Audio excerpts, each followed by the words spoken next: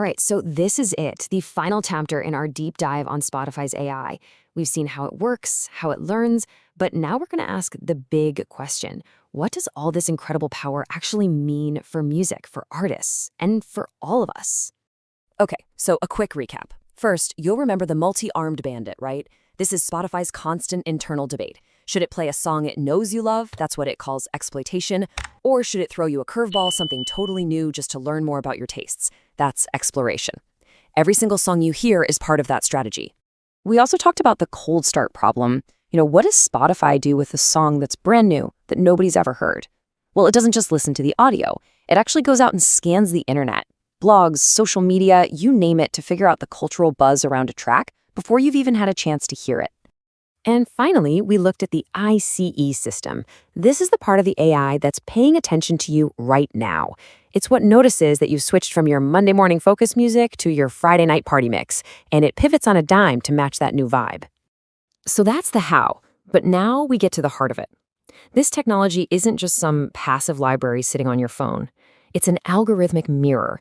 And the fascinating, kind of complicated thing about this mirror is that it doesn't just reflect our world. It actively reshapes it. The first thing to get your head around is that Spotify isn't really a library. It's a mediator. I mean, with over 100 million songs available, how would you ever find anything? It's a classic case of the paradox of choice. The AI's main job is to guide you through that overwhelming sea of sound so you don't just drown. But this is where it gets really interesting. What happens when your guide, the machine, has its own preferences? When an algorithm becomes the main way we discover music, it stops just guiding our listening and starts to influence the very music that gets created. And this has led to a phenomenon that some critics call Spotifycore. What is it? It's basically music that's been reverse engineered to please the algorithm. Think about it. If getting on a major playlist can literally make or break an artist's career, you're going to start making music that you think the algorithm will like. And you can see the results right here. The algorithm's mortal enemy is the skip button, especially in the first 30 seconds. So those long, moody intros, they're gone. The hook has to hit right at the beginning. It's pretty wild to think that a classic like Stairway to Heaven, with its iconic slow build, would probably get buried by the algorithm today. Now, this is the risk. The system can start to favor music that's just pleasant. Good background noise. Perfect emotional wallpaper for a chill-focused playlist. And look, there's nothing wrong with that. But it can mean that more difficult, more challenging, more political art, the kind that demands you sit up and pay attention, gets pushed to the sidelines. So this brings the whole conversation right back to us, the listeners. Because every single time we open that app, we are walking into a fascinating and maybe even a little troubling dilemma. And this is the tightrope we're all walking. On one side, you have incredible personalization. The AI just gets you, and it feels amazing. But on the other side, you risk falling into an aesthetic echo chamber. The algorithm gets so good at feeding you what you already like that it slowly stops challenging you, trapping you in a feedback loop of your own taste. Now, a big driver behind this is something called popularity bias. And it's pretty simple, really. The system recommends what's already popular because it's a safe bet. It has tons of data, it knows people like it, it's the digital version of a radio station playing the top 40 on repeat. And this kicks off a really powerful feedback loop. A song gets hot, so the algorithm has more data. It recommends it more, which means it gets even more plays, which makes it even hotter. It's a classic rich get richer scenario, which is great for superstars, but makes it incredibly difficult for new artists to break through the noise. The result is a system that can accidentally hollow out the middle class of musicians. You get this landscape with a few megastars at the very top, and then this huge ocean of artists at the bottom who are essentially invisible to the algorithm. So you have to be asking, how does the algorithm know all of this stuff about us? Well, this level of personalization is powered by a concept called surveillance capitalism.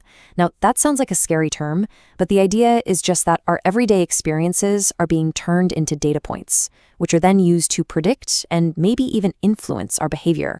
And we're talking about way more than just your listening history. Spotify collects motion data, so it knows if you're out for a run. It knows your location, so it knows if you're at work. They've even filed patents for technology that can detect your emotional state just from the sound of your voice. The goal is to understand the entire context of your life, to serve up that one perfect song for that one perfect moment. So where is all of this headed? What's the next step? Well, Spotify is constantly evolving. They're always running thousands of little A/B tests, always pushing toward a future that's even more integrated and even more personal. A huge step in this direction is the AI DJ. By giving the algorithm a synthesized voice, Spotify creates something called a parasocial interaction. It's that one-sided feeling of friendship you might have with a celebrity, except in this case, it's with the recommendation engine. It makes the algorithm feel like a person. But this is way more than just a cool feature. When the DJ asks you, hey, what do you think of this vibe? You are actively training the AI. This direct feedback is so much more powerful than just tracking if you skip a song. You're not just a listener anymore. You're a co-pilot shaping the algorithm in real time. And the ultimate vision? It seems to be a future of predictive soundscapes. Imagine an AI that's almost precognitive.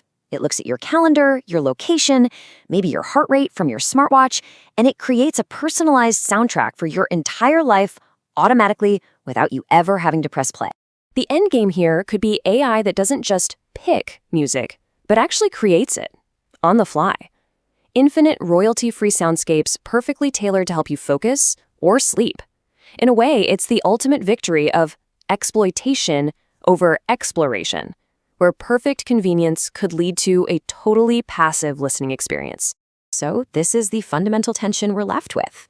Spotify's AI is, on the one hand, a brilliant solution to a very modern problem. But on the other hand, it's a powerful engine of cultural engineering that is actively shaping the very art it's meant to deliver. Look, the goal here isn't to be afraid of this technology. Not at all.